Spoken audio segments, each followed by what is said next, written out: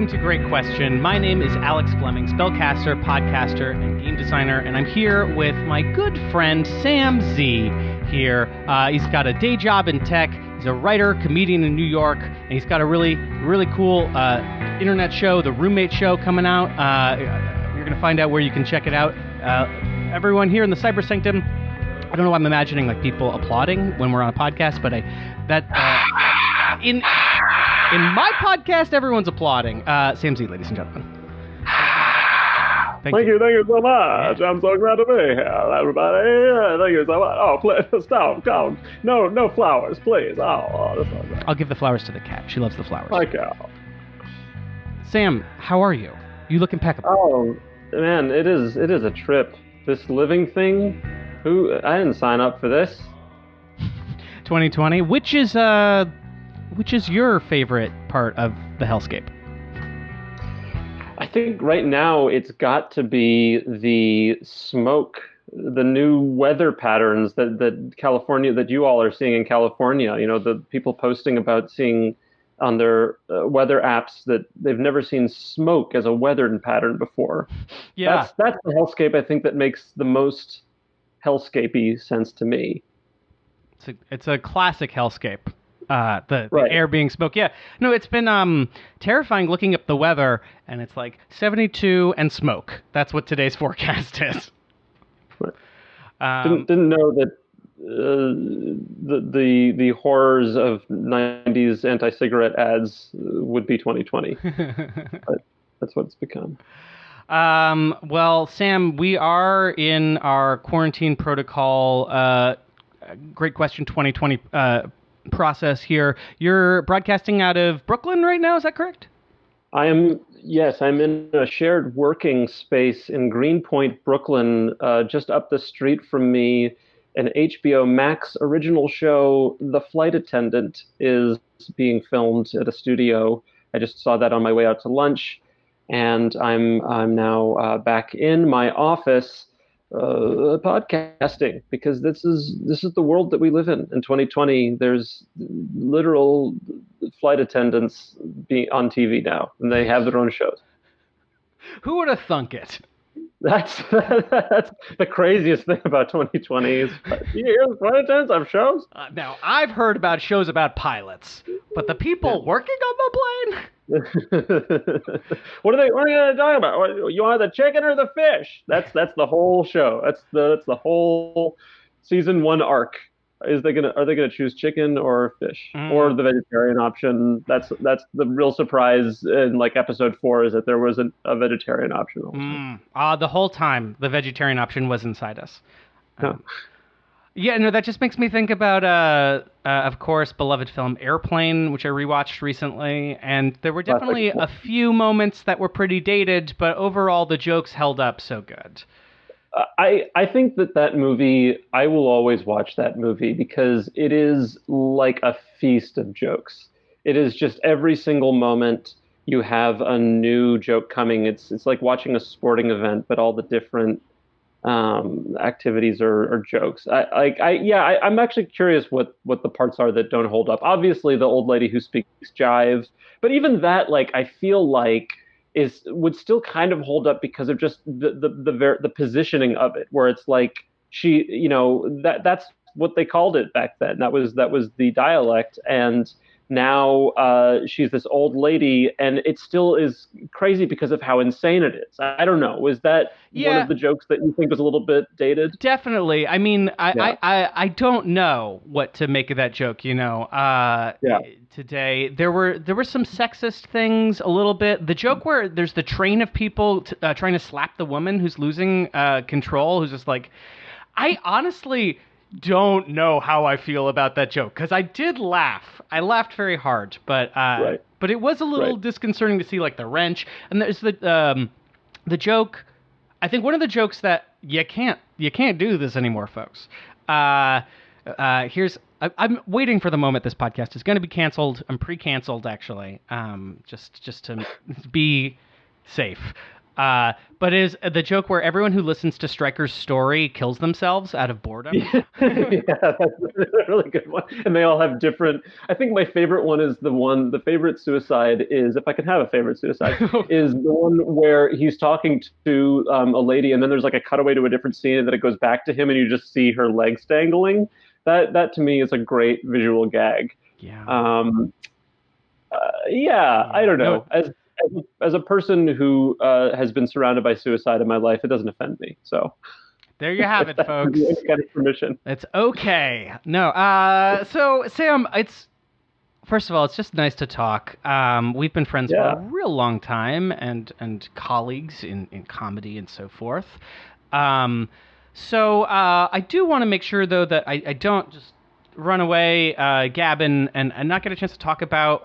So tell me about this show that you're working on. You know, you're saying, hey, you got to introduce the Roommate Show. What's the Roommate Show? Yeah, so my friend and former roommate Tom Achilles and I, at the beginning of this quarantine, we're doing a series of FaceTimes and having a lot of fun just chatting with each other because he actually technically moved out of our apartment at that point in Brooklyn. And I was in the process of moving out of our apartment in Brooklyn. And we just like really vibed and really wanted to stay in touch because we're friends.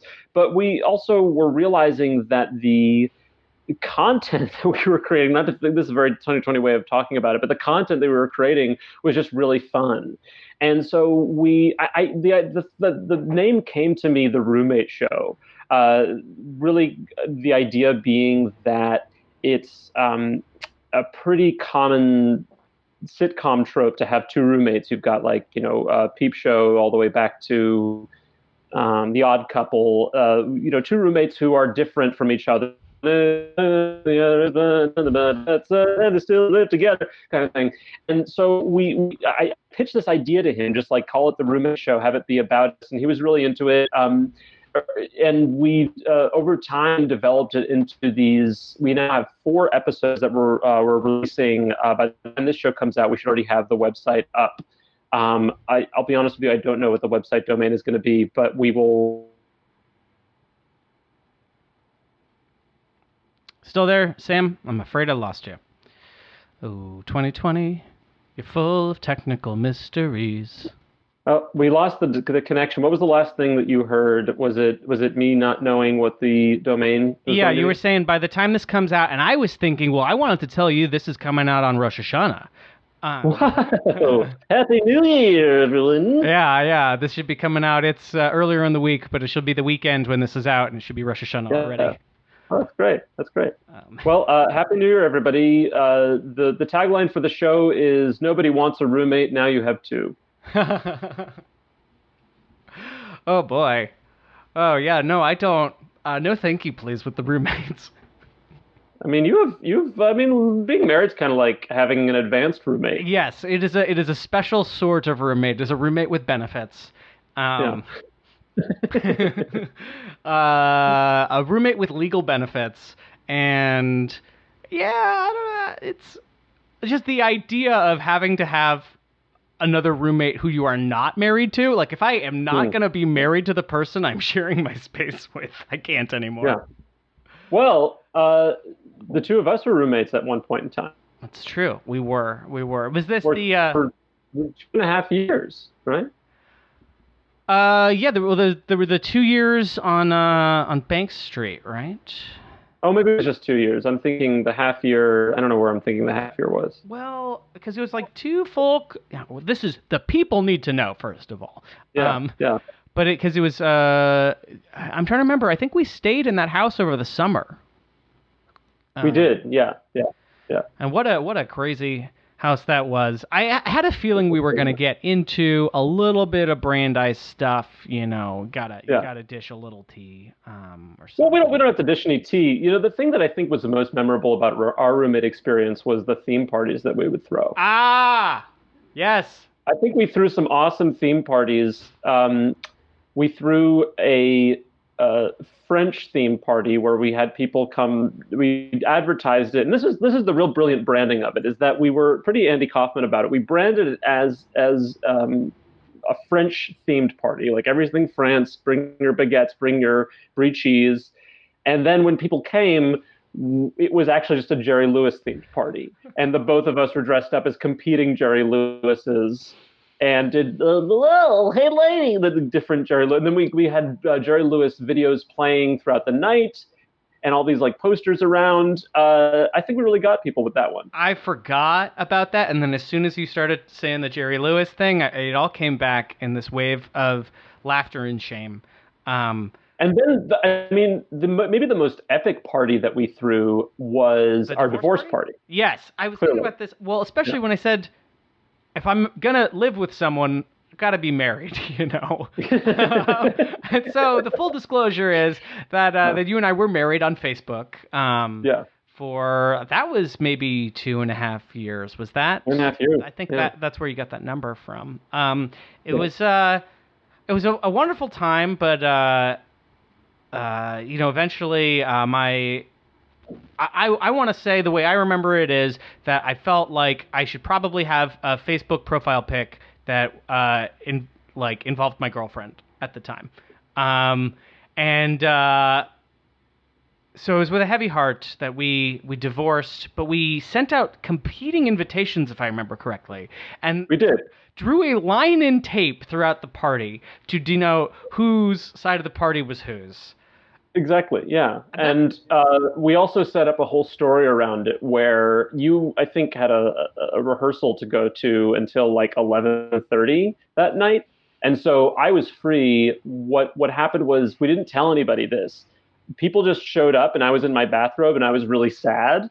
And then we established that you were actually the one in the divorce who was really happy about it, that you were the one who established it. So I was the sad sack loser, and people showed up, and I'm in my bathrobe, and I'm just like, hey guys, oh sorry, I guess I forgot to get alcohol.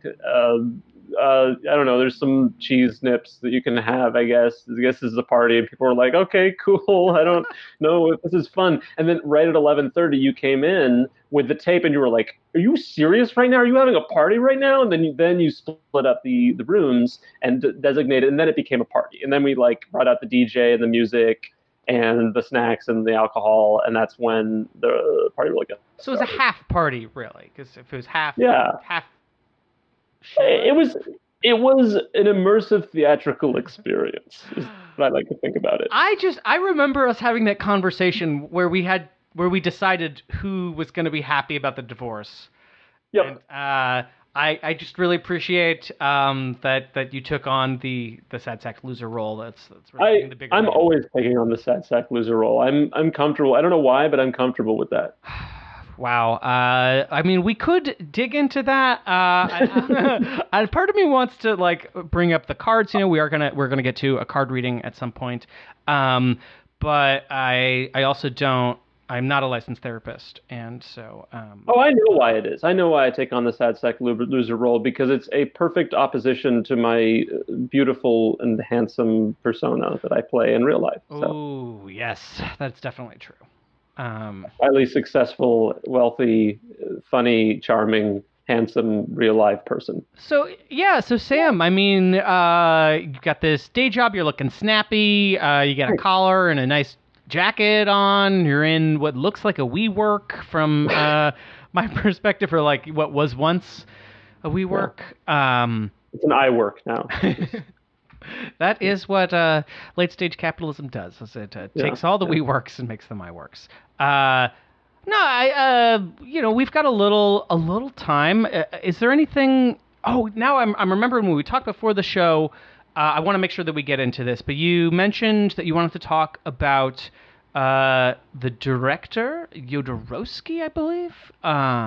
What brings that up? Is there something that is bringing this to the forefront of your mind? What's going on? Well, for about the past 4 years, I have on and off seriously been studying a particular framework of the tarot that is defined by Alejandro Jodorowsky.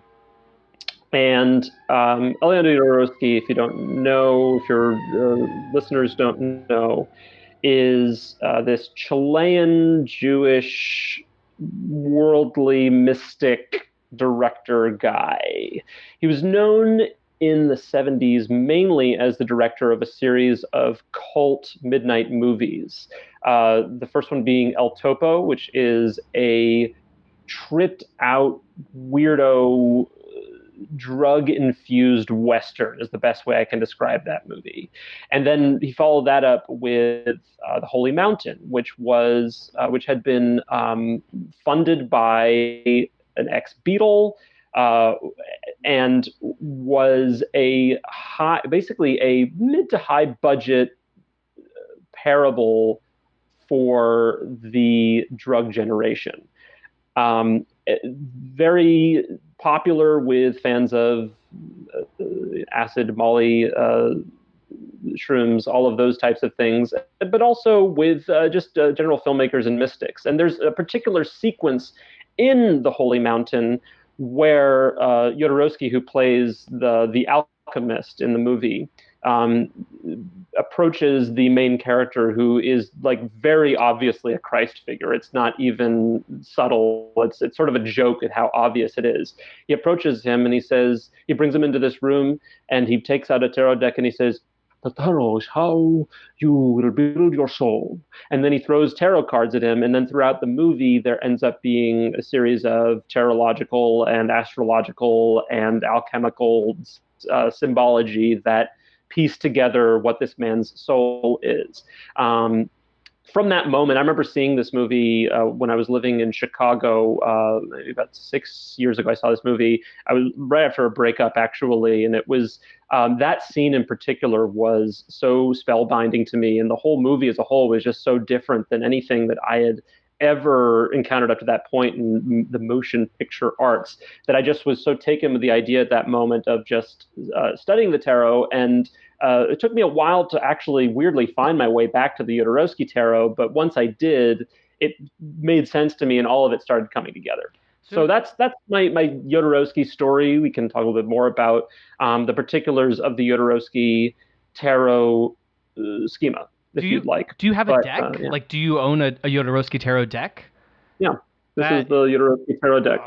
It's actually, I should give credence to Philippe Camouin, who is the artist who he worked with to work on this deck. You can see it's a very classical style deck. It's actually based on this other deck that came before, known as the Marseille deck. And that itself was, as many believe to be, the original quote unquote tarot deck, that it was based off of this, based off of the wood cuttings and the whatever transcripts they had, descriptions of different cards, whatever images they had of cards that have existed for hundreds of years, basically since Jodorowsky places the origin of the tarot somewhere in Spain right before the Spanish Inquisition. And his theory that I believe, and I think sounds really cool, makes a lot of sense, is that was the only time in human history when the world's three major monotheistic religions,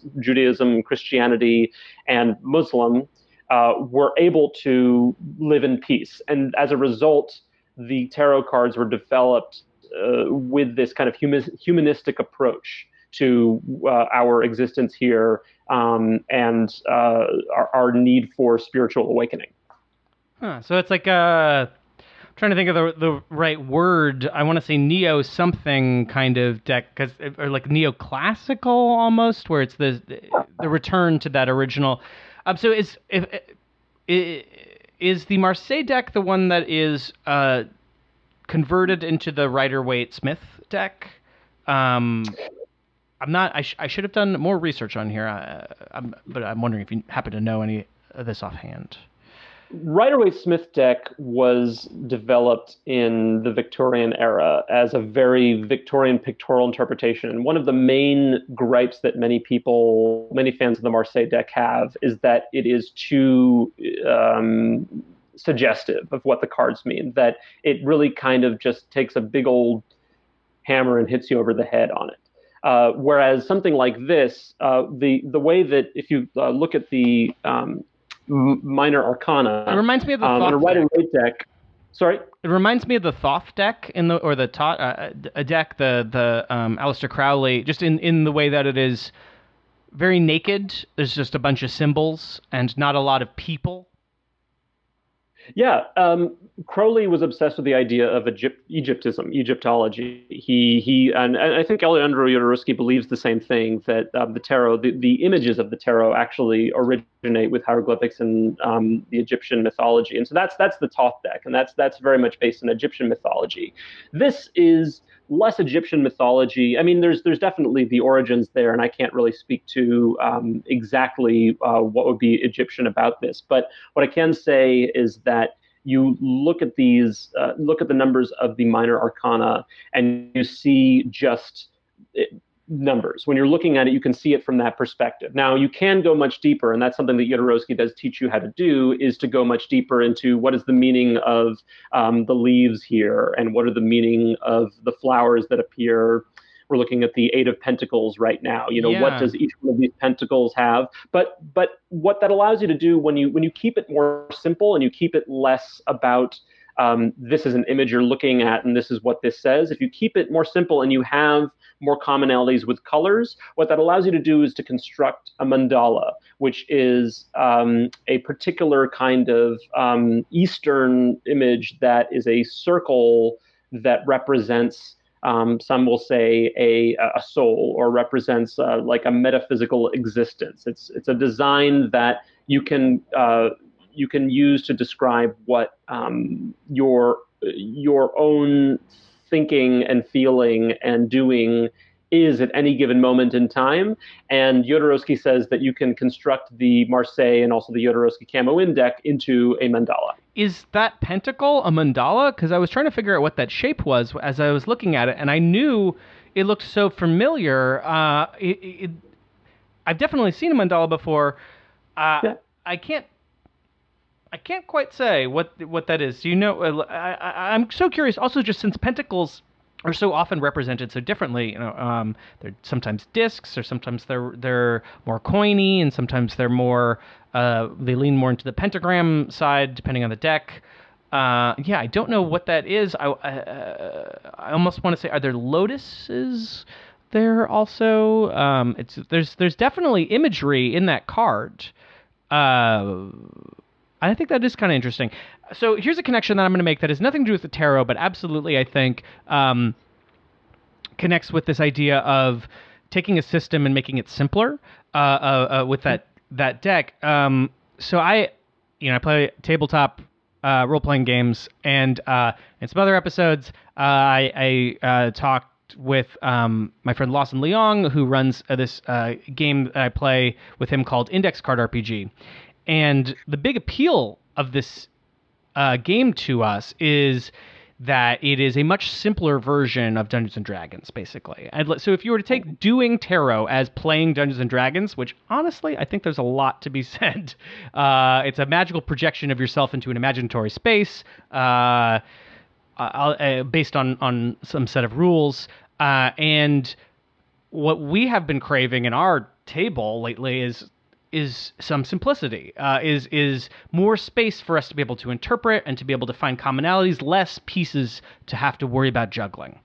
And so when I was describing Index Card RPG to someone at a convention, I was saying, as the creator says, it's a low resolution game, but not like graphically, like mechanically. Like there's just less going on in terms of what you have to do to understand any given card in the deck, so to speak. Which then means that the ease of interfacing with that magical system is improved. Right. Yeah, you don't have to try hard to make systems complex. All you have to do is you have to bring in simplicity, and the complexity comes from the interrelations of the simplicity. So that's why what I appreciate about this deck is that you'll see only a finite number of colors that are featured throughout this, as opposed to all of the shading in the Rider-Waite-Smith deck, which is beautiful. There's a lot of decks. There's a lot to be said for various decks. I mean, that's one of the things that Jodorowsky does encourage is discovering other decks and discovering, your own personal journey. I think the reason that I was attracted to this deck is just because I am, at my heart, a classicist. And I do love studying things from their origins. Uh, I remember actually the first deck that I got when I first came to New York City and started talking to you more seriously about tarot and started thinking, oh, maybe I should be doing this more, was the Thoth deck or the Toth deck. I don't know how to pronounce it. And it if you just want was to speak overwhelming. Egyptian, it's probably Toth or Tot, Yeah. but Okay. we're Americans. I do want to speak Egyptian. So if you could do that, if we could make that happen. So yeah, Tot. Yeah, the Tot deck. But it was so complex and it was so different than any kind of he changes, so he combines cards at will. He splits cards up. He changes female to male stuff in which is, I think, great and very creative and worthwhile conversing. But for me, before I go in that direction with anything, I've just learned about myself that I need to start with as simple as I possibly can. Actually, the place where I had to go back to with tarot reading was not even tarot, but to discover my own personal reading style, I actually just went back to the Magic 8 Ball, because that is a really kind of binary way of assessing the moment and to judge, what the space is that you're in, before you start to even add just a few more superpositions to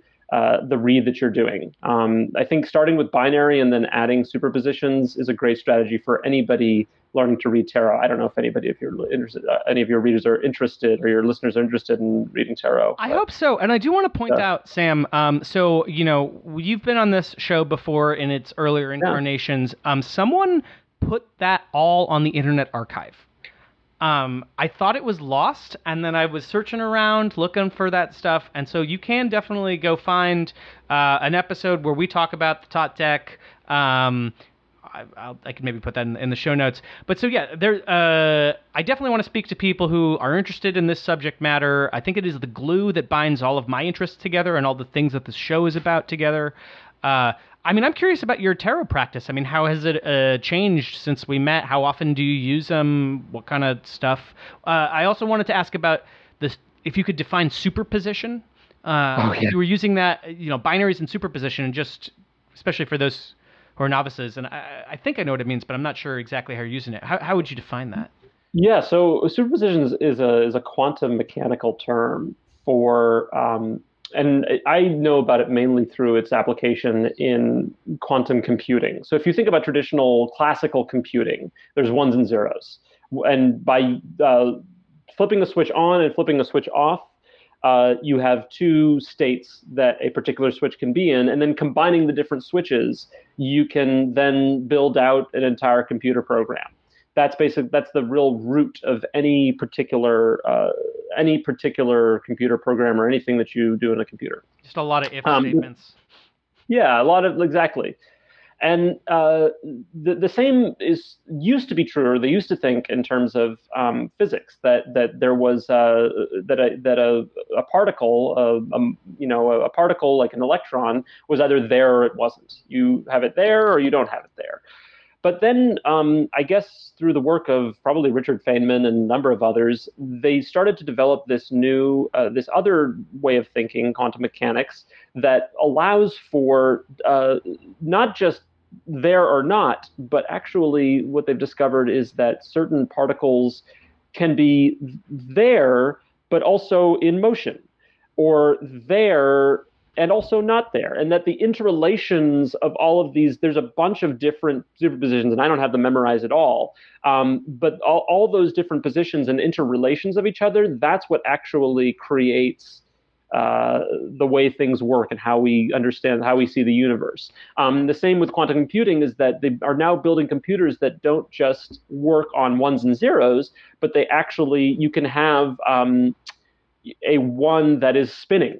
Whoa. Or a zero that is spinning, or you can have a one that is in conflict with a zero. And that, again, the same thing that these computers, what they're hoping to build them out, and they're very early in the stages of building them out, but what they're hoping to create them, hoping to build them to do, is to create better models of what we see in nature, to create, better predictive models, and to do all of the things that we ask computers to do now, but they're not particularly great at doing just because they're based on this binary system. That is fascinating. Yeah. Yeah, I mean, I've heard a little bit about quantum computers, and I can't help but think, for those who are still like, what's this mean? I mean, does this connect to Schrodinger's cat in any way? That's where my head immediately Everything went. connects to Schrodinger's cat, So yeah. and nothing connects to Schrodinger's cat. Ah, yes. That is true and false. Okay, so superpositions, you're using these in terms of tarot cards, then how? Yeah, because any one card, again, we drew the Eight of Pentacles. Okay. So I think of it just in terms of, life, as we say, is complex. And you don't have to try very hard to look at life and see that it's complex. Any given moment, you have 17 things in your to-do list that you have to get done. You have to go pick up the kids from school. You have to go hire a man in a gorilla suit to be at your kid's birthday party. You have to go shopping, and all those things that are on your list, and these things that may stress you out. Life is complex when you look at it. But what the superpositions allow for is a way of thinking that shows you what is happening in this moment. When you see that life is complex, can you actually break it down to its individual components? And the thinking, my theory is that you can, and that's one of the things that I try to do with tarot, is that that these moments can be stressful and overwhelming, but if you distill them to one particular, a finite sequence of states, then that can actually allow you to better assess your situation, and better allow you to assess your mind state, and better allow you to make a decision that is satisfactory or change. I like that. I like thinking about possible sequences. Is that just fits? I've always been interested in permutations and like that kind of thing of statistics, and just if you think about how people calculate what is the chance that something is going to happen, it's always just by enumerating the sequences. Right. You can, you got X things, you can put them in X factorial different possible arrangements.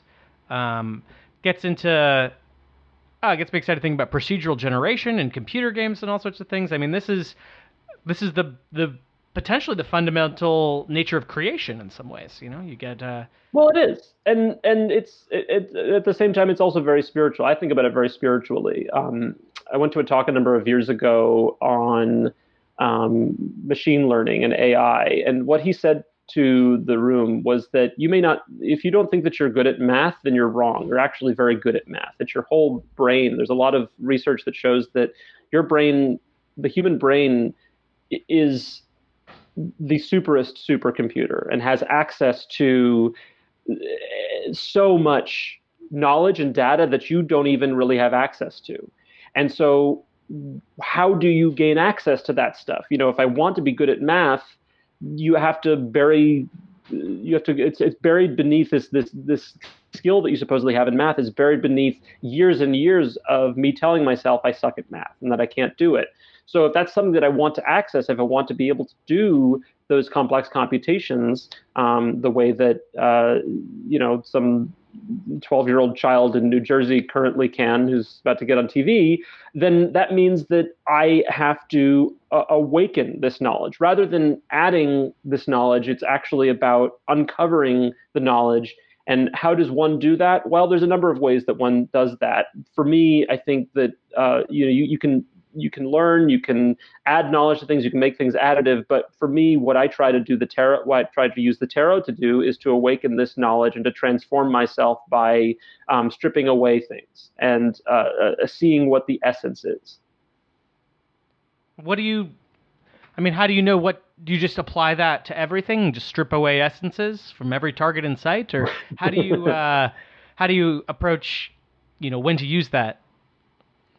It's a great question, and I don't have an answer for that right now. Yeah. Name of the show, great question, don't have great answer. Subtitle. Yeah, this is a lifelong study. I recognize, and I think that anybody who does tarot would say that it's a lifelong study. Jodorowsky does regular tarots. He used to do them on YouTube, and he would do them to strangers, and he would say, "I don't know. Is very possibly wrong. I don't know you. I don't, maybe you don't have a father. It's okay." But like it's about that search. It's about that, and that's what every story that has been told by a Greek storyteller or by the Brothers Grimm or by Disney for that matter is about this great search for uncovering something that you know, where does every story end but at the beginning? That's a cliche, right? You know, the call was coming from inside the house. The journey was actually about finding ourselves the whole time. We were the Mad Max this entire time, you It know, completes the like circle. completes a circle, and the completion of the circle is it was there the whole time. And so that's the theory that I certainly believe, is that we are all these complete beings, and you have every superpower that you need within you. It's just a matter of accessing it, and I choose to access that through the tarot. So I'm curious, as the show's resident Jodorowsky scholar now, and we'll definitely have you back for uncovering more of these mysteries. But I wonder how much does numerology play into Jodorowsky's view of the tarot? Because one of the things I noticed about the top deck was in the book that Crowley had with it, that there was, I feel like, heightened significance of some of the numerology of the minor arcana, and this is something I've been kind of getting into as I build my own study of the tarot. I've been getting into a little bit of Kabbalah to understand what the significance of the numbers 1 through 10 are in a more spiritual way, and the things about just like the pace of the journey, perhaps, if the numbers are a journey from 1 to 10. I know there's significance. You know, I know threes are usually pretty positive, and reflect an initial state of completion. This is something that I've always been curious about. I'm wondering, does Jodorowsky touch on any of this? Because I feel like when you simplify the deck, you open up things to more of the sort of their first interpretation, and the number is the first interpretation of that, in my opinion. Yeah, absolutely. He's tremendous on the numerology of it, and talks extensively about Kabbalah because of that numerology and the magic surrounding that. It's very important. Is there anything, if there was like, I'm curious, you know, because one of the things that I find whenever I look into this stuff is it's overwhelming. Like, you know, there's just, each number has all these different things associated with it, especially if you get into the Kabbalistic interpretation of the number. And so I don't know, is there any one particular thing that jumped out to you rather, or if there's one kind of observation about those numbers, is there anything you'd share with our listeners? If you need a moment. So I'm going to go back to, I think the thing that I mentioned before, for me, like the threes, like the journey from 2 to 3 is kind of where I've been. Actually, the journey from ace to 3 is where I've been doing a lot of my thinking, because I started to look into this and I got overwhelmed. And it's so much about the 2 represents the dualism of either like there's an opportunity or there's a threat, but the idea of like a thing existing outside of the original. And you know, duality always has so much to do with morality, with good and evil being sort of the basic dualistic system. And then you move to the 3, which is, you know, the triangle being the strongest shape in nature, the sort of the most simple and strong. And so you get to this place of initial completion, where the tasks of the early numbers have been finished. If you go into the Kabbalistic stuff, it's the top of the heavenly world, and you start moving into the other worlds beyond that.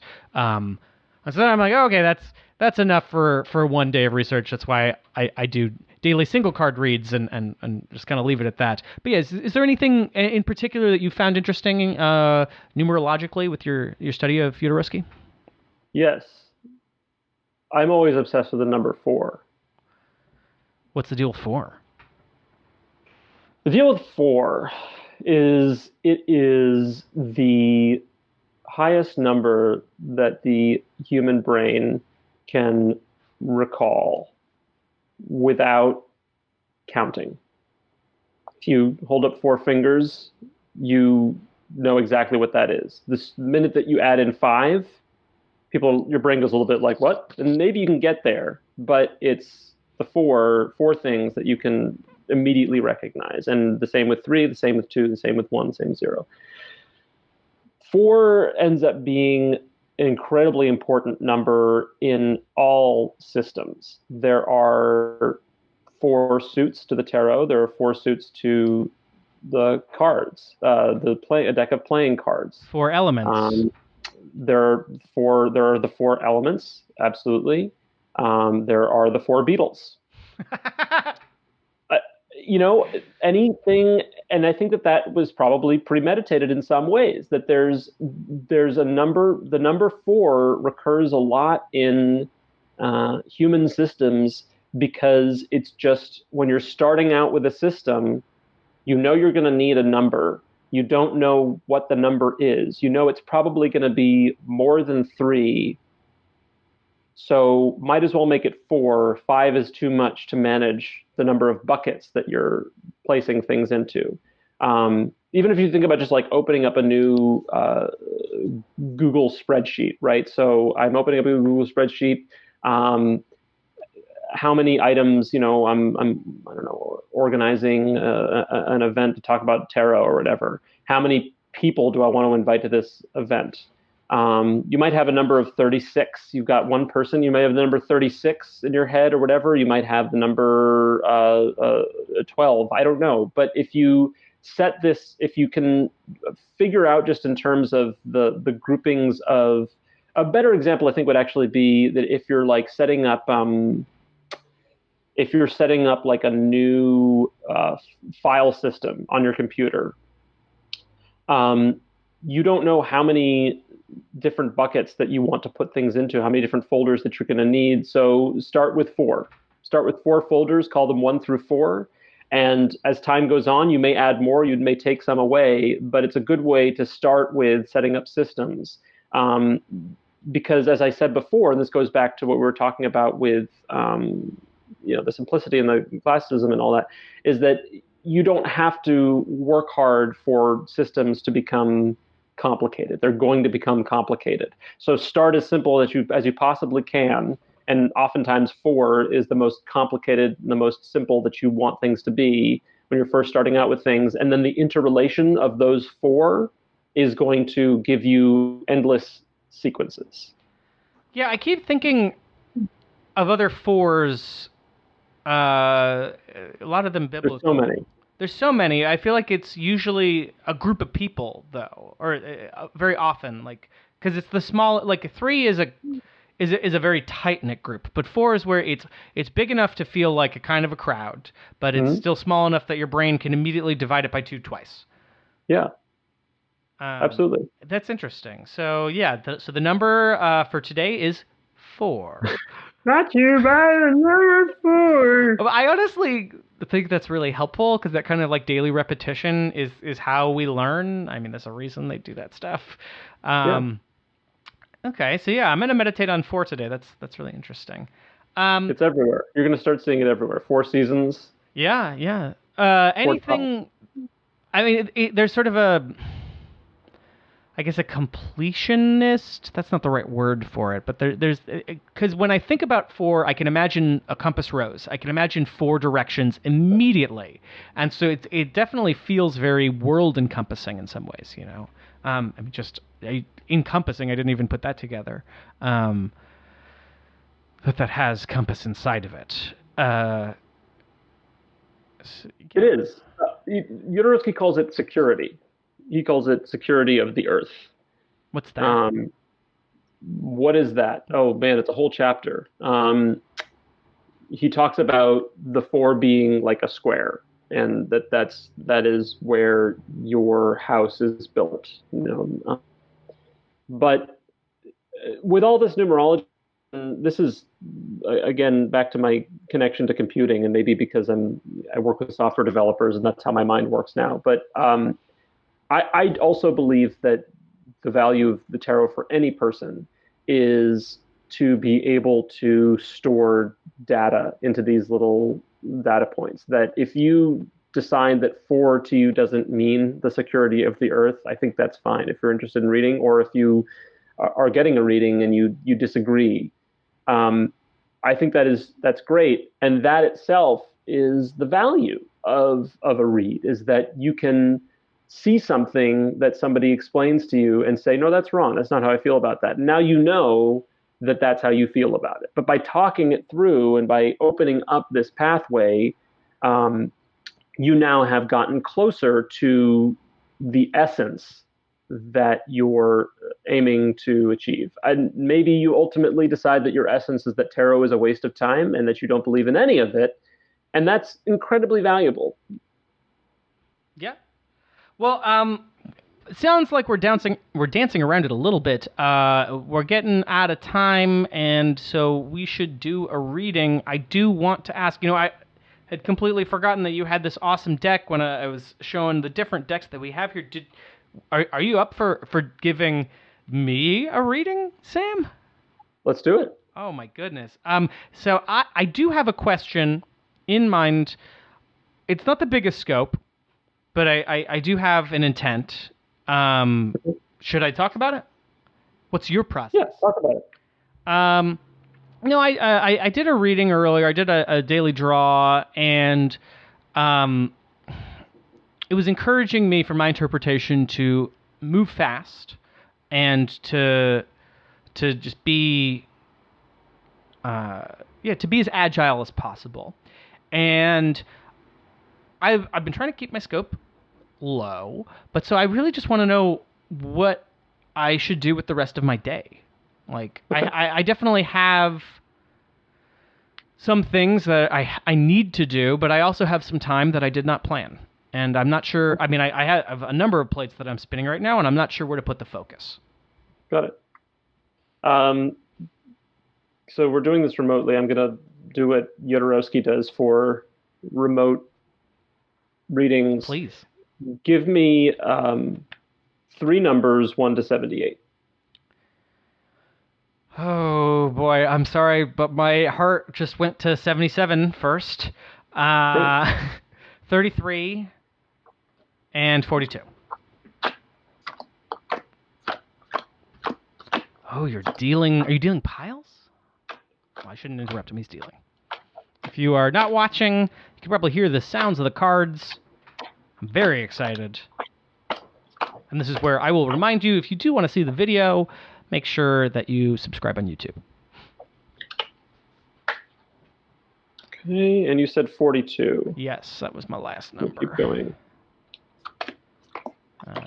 Very curious. I might steal some of this process.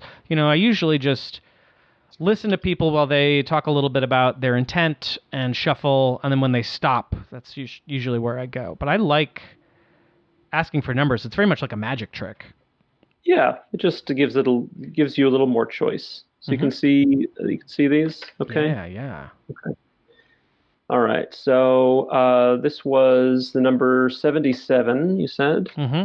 We have the King of Pentacles. Ooh. And the number is 33, which is the Knave of Cups. And the number 42, the meaning of life, the universe, and everything, that would be the 6 of Pentacles. And so the question is, what should you do with the rest of your day? You have a lot of plates that you're spinning. I see actually the plate that you're spinning right there. That's the one I'm looking at, but there's another one in my lap that I'm just holding on to. You're basically, to me, it looks like you're juggling, actually. You're about to throw another one to the air. So this is where we are right now. The plate that you're holding, the pentacle that you're holding. And as you mentioned before, these are coins, but they also are other things. Yeah. They have interrelations with each other. And the coins here that he's holding, I mean, they're very big in relation to his size. He's like throwing them up and maybe juggling more. You can see a lot of motion. He's sitting cross-legged, this king, so he's a little bit more casual for a king. Cool And he hat. has cool hat, fantastic hat. I mean, you can see a little bit of the echoes of the hat throughout the tarot. There are other hats that look like that. The magician has a hat that's similar. Jodorowsky says that it looks like the infinity symbol. So, yeah, you have infinite Mm. choices to make. You have infinite choices, but you have sort of your ground staked here. You're in this moment of decisiveness right now, and Wait, I just got to say, with that infinity symbol, it's so interesting because he's using the three-dimensional nature of the hat when cast into a two-dimensional form. That's how it appears to be the infinity symbol. But because of the folds of the brim, that's really interesting. What a cool little detail. I'm sorry. Go ahead. yeah, it's like a Mobius strip, right? Exactly. Um, And so you're juggling some stuff, or you've got one thing that you've got a handle on, the conversation we're having now, but you're about to throw it in the air to see what else lands. So let's see what else could be landing here. That knave almost looks like he's going to catch the pentacle in the cup. I think that's exactly what's about to happen. Is you are entering a moment of receptivity. You You have your hat taken off. So you've taken off your hat. You've changed. You've maybe lowered your status. You've stood up. You've formalized quite a bit. Maybe you're going to put on some pants, and you're going to figure out what's there. You're going to receive the next moment and the next need from the universe. What is that need? What is the thing that you are trying to fulfill? With six, there's always with numerology, there's the devilish aspect of the number six, right? You can always take a look at six in terms of what its Christian perspectives are. It's also two threes. Sorry? But it's also two sets of threes, which are initial It is also completion. a very good eye. Yeah, exactly. And what's essential about that is that you have the binary aspect of it. That there's the lower pentacles are working together with the higher pentacles. Jodorowsky describes the number six as beauty in its mirrors. And so really here what we're looking at is a mirror reflection of beauty. Do you look in the mirror every morning? Yes. Okay. And what is your perspective on beauty? That's that's a can of worms, right? What is my perspective? Oh, you know what? No, here it is. I kind of hate beauty. Mm. Yeah, I'm still a little angry. Yeah, I can see that from the bleeding red center of the cup that you're holding. Purple on the outside. Purple's a very beautiful color, and it is rare in this tarot to see the color purple. Pardon the elephants that are upstairs. The color purple is sort of enclosing. Maybe you feel choked a bit by beauty. Maybe you feel constrained by the rules that come along with beauty.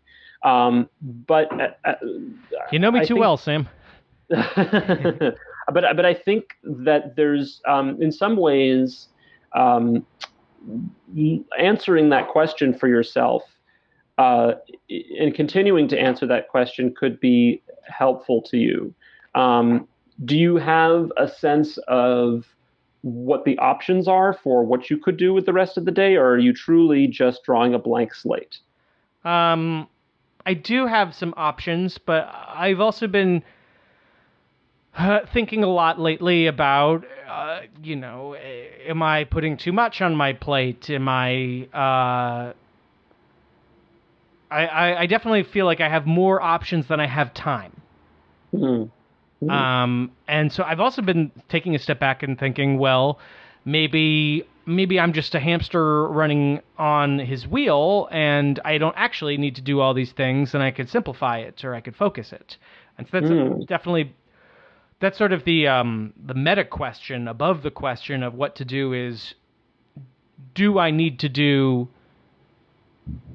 anything specific today? I mean, I am, we're recording this. I've got other stuff on the calendar, and I feel like I want to push myself because I want to make things, but I also have to balance that with my own mental health.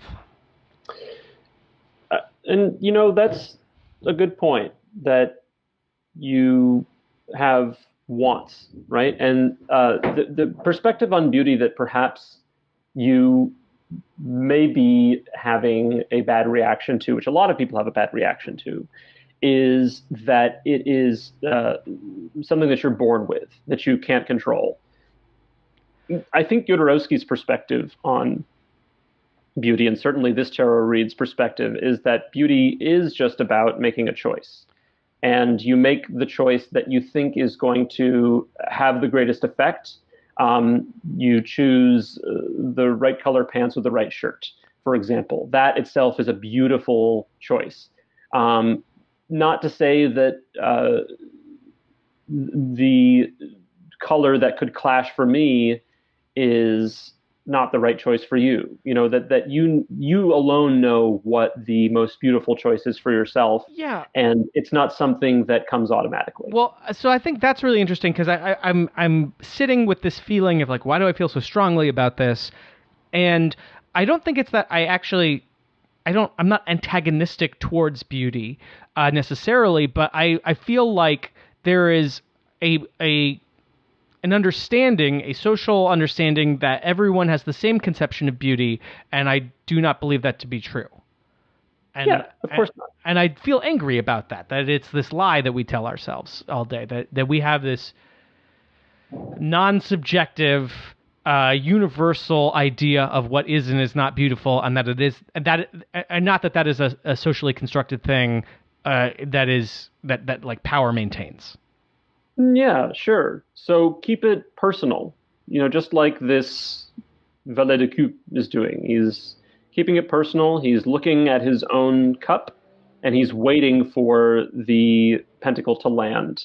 I'm going to turn over some more cards just to give you a little more depth on any of these. What are these cards? These new cards? So, interesting, you have an emperor who's in conversation or conflict potentially with the king of coins. This emperor, his dress matches a bit more the knave that you've experienced. And usually with the world, when we see the world, it sort of becomes like a mirror reflection. We're like looking through the mirror to the other side. There's this nude woman on the other side, and she's protected by, again, these four protectors, who each one represents actually one of the suits. Yeah, I think that's what you're talking about, that you have this worldly perspective that you are in resistance to. And that's going to always be part of your understanding because you're a smart guy and you read. But that's not going to be the ultimate decision maker for you. The world doesn't get you. You can be the emperor of your own journey and make your own choices. And the number 9 of wands, I'm thinking whatever you're going to do is going to be either very sexually charged or very creatively charged. You're going to find your way to a real nice afternoon. Oh, that sounds nice. Yeah, the thing that I see, I'm not sure if this is the right card that I'm thinking of, but when I see those 9 wands, I think of interference. I see the sort of lattice shape that they make over each other with this sort of red diamond. It's almost like the eye of Sauron looking at me. Yeah. I know, it's very interesting. Maybe it means more coming from another person, but I did a read on one of my solo episodes where I was asking about specifically what to do in the design of Ultimate Dungeon Cleaner and some of the later levels. And the answer that I got, interpreted to be just very much to sit and meditate and listen, and not to try to direct it, but to let it come from the other kind of muse, the one where you just wait until it happens and you don't put anything else on it. You're almost done with Ultimate Dungeon Cleaner. I'm getting very close. I mean, that's definitely one of the things that was on my list of things to do. I did a lot yesterday and the day before, and I've made some structures about like what I want to do for the future, some possible sequences, but I'm not happy with them, and I've revised them a lot. And yeah. No, go ahead. That's my prediction, is that you're going to work on Ultimate Dungeon Cleaner, because this to me is what that represents. This is a creative project that you're almost finished with, and getting yourself to the ending of that journey is the most beautiful decision that you can make. Well, I think maybe it's time that I do that meditation that I meant to do, and actually see what happens in those later levels. What is that meditation that you're going to do? Oh, it's the third zone. I did some sketches for it. Yeah. I designed like 3 levels, and I was very consciously trying to like bring some of the numerology into it, because I'm working with sets of 10 here. And I'm working with like scaling difficulty over time. And so I had sketches for levels 21 through 23, and then I just drew a blank before, and then I started doing all these things to try and figure out, because I mean I had an idea of how to just take it to the 4, just go to the next logical 4, but it didn't feel right. And that's when I stopped and I started thinking, maybe I should be doing something different, but I think I think I just need to listen internally for a little while, but to give myself that space to do it, because it's so easy to just not. So you know what to do. You know what the right answer is. You have everything you need.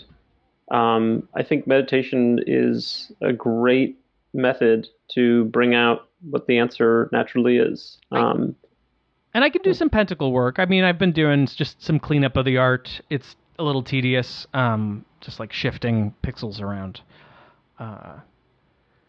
That feels like pentacle work, but it wasn't what I was excited about, and so that's why I was kind of dragging my heels. Mm-hmm. Yeah, beauty isn't always exciting. Beauty is sometimes just boring, hard work. Oh, I don't want to make it pretty. It's the boring part. Yeah, I know. Well, so make it ugly and then make it pretty again. Do something to trick yourself into believing that this is what you need to do because you're so close. No, and that is a really, really good place to be, and where you'll surprise yourself by how much fun you'll have. Yeah, it's really funny though. I just didn't put that together in terms of like I was talking to Mike, the artist who has been working on this, Mike Fallick, and he had some criticisms over just like how I'm using his art assets in a way that I just needed to tighten them up a little bit.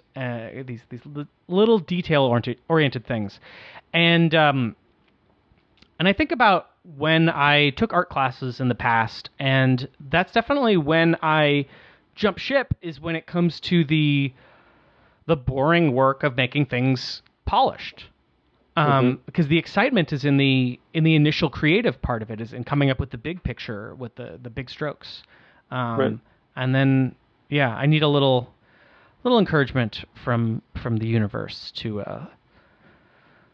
just do that dirty work. Do it, Alex. This is why I love tarot so much. I mean, I don't know. I feel like some people might be like, oh, what a mundane question. But I feel like answering these really mundane questions just gives me the space to bring spirituality into my life and to meditate on things a little bit more mindfully. So it's great. Thank you so much for doing this read, Sam. I feel a little lightness now.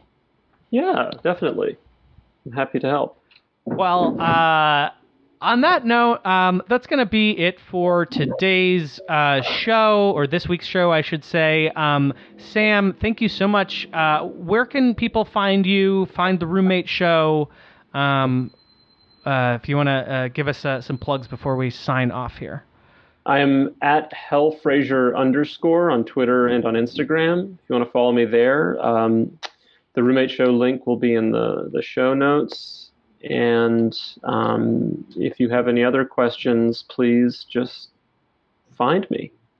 Well, Sam, I'm so grateful for your time and for your expertise on Jodorowsky. And, I'm imagining now that I might take a little mini-series on this show to do some tarot diving as I'm going in a couple different directions, and I definitely would love to go into more detail on some of the Jodorowsky tarot stuff or some of the history of tarot, if you would be willing to grace us with your presence again. The music is swelling, and we're out of time, unfortunately. Thank you so much, and